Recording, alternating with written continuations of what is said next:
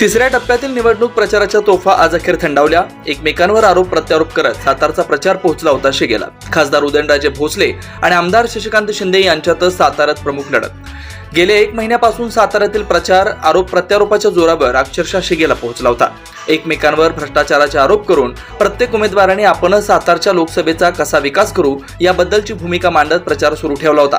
मात्र आज निवडणूक आयोगाच्या नियमानुसार 48 तास अगोदर प्रचार करण्यास प्रतिबंध असल्यानं तिसऱ्या टप्प्यातील लोकसभा निवडणूक प्रचाराच्या तोफा थंडावणार आहेत। साताऱ्यात प्रामुख्याने महायुती आणि महाविकास आघाडी या 2 आघाड्यांमध्येच महत्त्वाची लढत होत असून महायुतीचे उमेदवार म्हणून खासदार उदयनराजे भोसले आणि महाविकास आघाडीचे उमेदवार म्हणून आमदार शशिकांत शिंदे हेच एकमेकांच्या विरोधात कडवी टक्कर देताना सातारकरांना पाहायला मिळतील।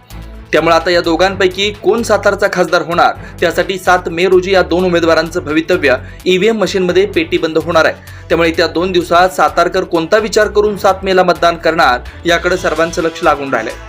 मतदानासाठी सातारा जिल्हा प्रशासन सज्ज झालंय। सातारा लोकसभा मतदारसंघातील प्रत्येक बूथवर निवडणूक आयोगाच्या प्रतिनिधींनी ईव्हीएम मशीन व मतदानासाठी लागणारं साहित्य जिल्हा निवडणूक आयोगाकडून ताब्यात घेतलंय।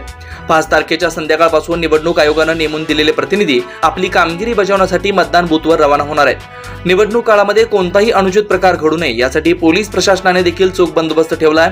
प्रत्येक ठिकाणी चेकनाके उभारून मतदाराला प्रलोभने दाखवण्यासाठी कुठे आर्थिक रसद पुरवली जाते का याकडे पोलीस प्रशासनाची करडी नजर असणार आहे। त्यासाठी सर्वच तालुक्याच्या मुख्य प्रवेशद्वारावर चेकनाके उभारून सर्व वाहनांची कसून तपासणी केली जाते। तर 7 तारखेला होणाऱ्या मतदानासाठी मतदारांना मतदान करण्यासाठी विविध सुविधा करण्यात आल्यात। यामध्ये अंध, अपंग आणि वयोवृद्ध मतदारांसाठी मतदान केंद्राबाहेर व्हीलचेअरची देखील सोय करण्यात आली।